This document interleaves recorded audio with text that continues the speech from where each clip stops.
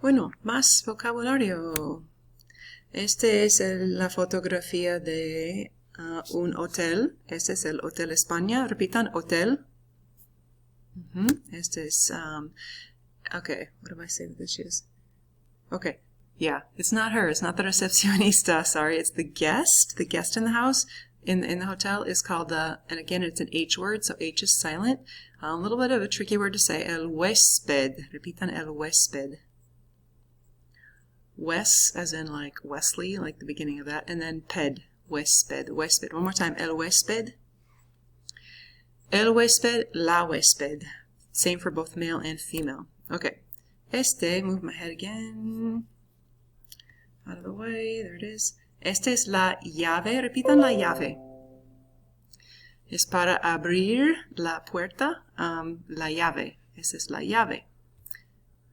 También esta es, okay, we've got several of these in this hotel. It's got several floors, and that word for floor here is el piso. Repitan el piso. En este hotel hay más o menos 10 pisos en el hotel. Este el piso. Okay, and then it's kind of a cultural thing in Latin American cultures. Very few hoteles have rooms, have habitaciones on the main floor for a variety of reasons. One of those is a lot of times it's like there's insects that are easily accessible on the main floor, and so a lot of times you'll have the recepción right there, you'll have the oficinas, but you won't have any habitaciones. So what that's called is la planta baja, the low floor, right, the bottom floor. So la planta baja. Repitan. La planta baja. All right, I'm going to put numbers there, 25, 26, 27, 28, 29. Pause it and give yourself some practice with some of those words. Go ahead.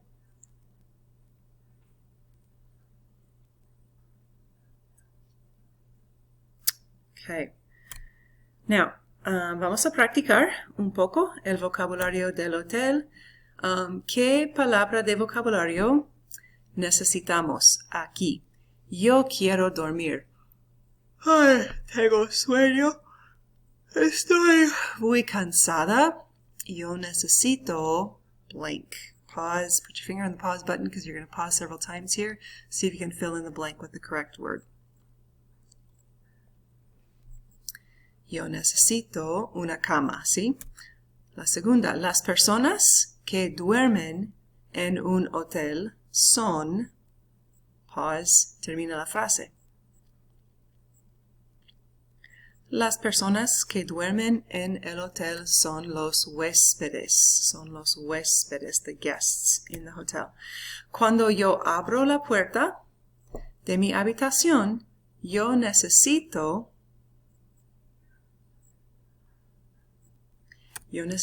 una llave, o yo necesito la llave. Anymore, it's not really actually a key, it's the card, but instead of using a word for card or whatever, we still use the word for la llave, which is the key, la llave. Todas las personas que trabajan en el hotel son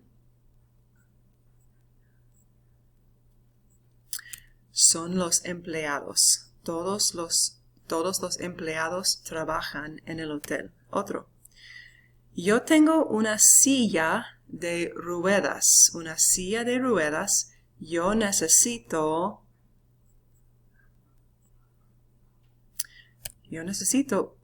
un ascensor. There it is. And then the final one here. Yo no quiero una habitación en el tercer piso, on the third floor. Yo prefiero una habitación en la planta baja. Okay, I just mentioned to you the fact that culturally in Latin American cultures it's pretty uncommon to have any kind of room on la planta baja, any habitaciones. But in our culture, yeah, we tend to have that. So that's what I was going for in that one. Let's do a few more. Somos 4 en nuestra familia. Mi esposo, yo y mis 2 hijas. Somos 4 en mi familia. Una habitación individual es muy, muy pequeña, muy chiquita. Nosotros necesitamos una, pause, fill in the blank, una habitación doble, ¿sí? Con 2 camas. No nos gusta acampar. No me gusta, no nos gusta acampar. Preferimos pasar la noche en un hotel. Sí, claro. No me gusta acampar. Yo prefiero un hotel. El Hotel Radisson es muy alto, muy, muy alto. Hay 47 pisos. Hay 47 pisos en el hotel, muy, muy alto. No quiero dormir con otras personas. Quiero, sorry, typo there. Quiero, stem changer, quiero una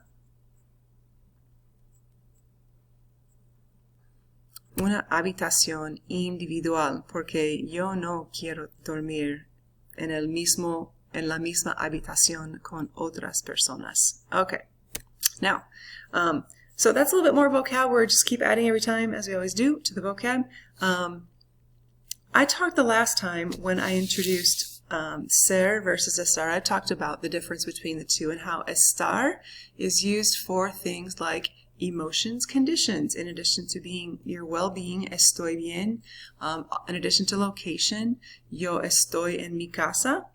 Yes, those two are the reasons we use estar, but also conditions, emotions that are subject to change, that are because of the circumstance that you're in, whereas ser is like essence kind of thing. It goes down deep.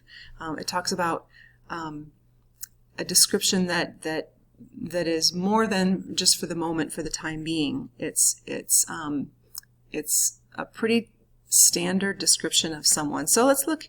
I like the word essence, actually, to describe the verb ser. It's the essence of what someone is. It's a normal characteristic, whereas estar is not that. Estar is not the way that you typically are always. It's something that you are, a state of being that you are in. It's not necessarily a normal characteristic for you. It's caused because of some circumstance. So for example, before we do that, if I say, mi compañera de cuarto es bonita, she is a beautiful person. That's who she is. That's her normal characteristic. She is beautiful. She's so pretty. If I say to you, ay, mi compañera está bonita hoy, está bonita hoy, it means something a little bit different. It has to do with the fact that it's not her normal way. Okay, it's not that she's necessarily fea, but maybe there's something about her that's a little different today. So something caused her to be that way today. Maybe she dressed up and she doesn't usually dress up. So the difference between estar versus ser. Now, I've given you a couple of these before. If I say ellos son amables, ellos están amables. If you have your vocab sheet handy and you see that amables towards the top of your vocab with those adjectives means nice, friendly, they're very nice. Notice that son is used. That's the way they always are, okay? That's just who they are. They are just really nice, kind people. Whereas ellos están amables, okay, they're being friendly today. I am suspicious because I think that there's something that they want from me or whatever. Okay, so notice the standard way, the essence type of way for ser, and then just the circumstance way for the estar verb, the state. El profesor es aburrido. El profesor está aburrido. Notice when I use ser or estar, that makes the whole difference on what that word aburrido actually means. If I say el profesor es aburrido, it's the essence of the professor to be boring. It's just who he is. Versus, there's nothing against him on the right. He's just being bored. He's just bored for the time being. It's his circumstance. Okay? I'm just going to put the other ones up and have you pause your video in just a second and see how those change meaning. So you pause it before I pause, and then I'll go on to the next slide. But I want you to read through those and see how the one on the left has to do with deep down essence, whereas the one on the right, circumstances, a state that this person or thing might be in. Okay, pause it and then read through them again and think about that as you read them. Okay, Keep in mind too, I didn't mention this, but the word estar I talked about earlier, it's the state that something is in. Remind yourself of what the word is for state, as in United States. Estados, right? Estados Unidos. That sounds a lot like estar, and that's not a coincidence. It comes from the idea that it's a state that you're in. Obviously not a geographic state like Minnesota or South Dakota, but it has to do with a state, either emotional or a conditional state. Okay. The last, oh yeah, this is a cute thing that I found actually. That the difference between being smart and ready, the word listo can mean those two things. Notice this is a ad for an insurance company or something. Did you know that? ¿Sabías que un auto es robado cada 44 segundos? A car is robbed, is stolen every 44 seconds. No dejes cosas de valor a la vista de ladrones. Don't leave valuable things in view of robbers. Y no estaciones en lugares oscuros. Don't park in dark places. And then, here's where it is. Notice that listo is used twice. Once with estar or once with ser. Estar listo es ser listo. Did you see that? To be ready is to be smart. So you got to be ready. You got to be ready for the circumstances that you're in. To be ready is to be smart. So just the difference between what those two mean. ¿Estás seguro que eres seguro? Are you sure that you are safe? Notice that safe is that more essence kind of thing. That's what's used with ser. And are you ready? Are you sure? Are you sure about that? I'm just in the moment. Are you sure about that? So it's going to mean something slightly different depending on what you are using it with. The word seguro can change meaning depending on whether or not you're using it with ser or with estar. Same is true for listo. Okay.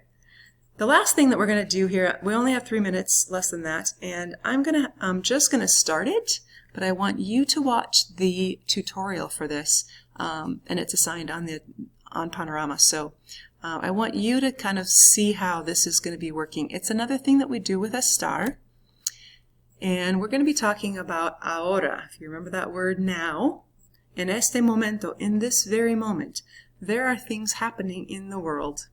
And different people are doing a variety of things right now in this moment that I'm going to describe in the following way. Okay, there's probably somebody doing that right now. I don't know. Right now our world is in this crazy place, so maybe not, but let's just pretend. What are these guys doing? Look at the phrase here. Los muchachos están patinando. Let's take this apart. The guys están patinando, ando. That little ando that we added to the end of patinar, right, is kind of the equivalent to our ing. The están, they are, patinando, skating. Another picture. Ay, las niñas. Las muchachas están nadando. Same idea. They están nadando. They are swimming. A few more. Los pingüinos están bailando. Están bailando. See what's happening here? I'm using the form of estar, and then I'm using this little ando at the end to talk about something that someone is doing right now. Right now, in this picture, that's what's happening. Este hombre, el hombre, finish it for me. How would you finish that? El hombre está esquiando. Notice I have to use está this time because he's just one. He's not they. All of these other ones had plural people. They are. But now it's just he is. Están esquiando. Yo no estoy esquiando. ¿Tú estás esquiando? No. No. Ustedes están escuchando. ¿Sí? Ustedes están escuchando. We have time for just a little bit more, but then I want you to watch the rest on the tutorial. Ahora en este momento, mi esposo y yo. See if you can finish it. Estamos acampando. Notice that we are doing that. Look what the form of estar is that I'm using with that. Estamos acampando. Silvia está tomando fotos o está sacando fotos. Mi familia está montando a caballo Y los perros, my time is running out, están jugando a las cartas.